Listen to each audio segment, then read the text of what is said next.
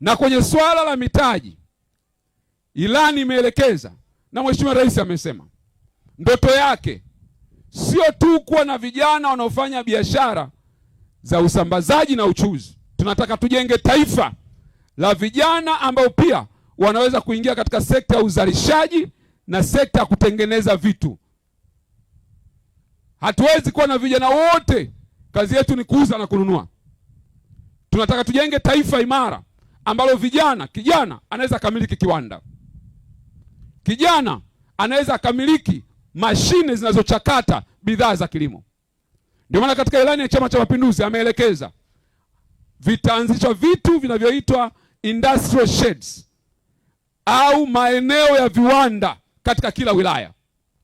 Ili hapa Same Mashariki vijana wanaotaka kuanzisha kiwanda chao, serikali itatengeneza miundombinu na itatafuta mtaji wa kuwapa ili watengeneze kiwanda, aidha cha kuchakata mazao yao au cha kuzalisha vifaa ambavyo wanaona vinahitajika katika maeneo yao.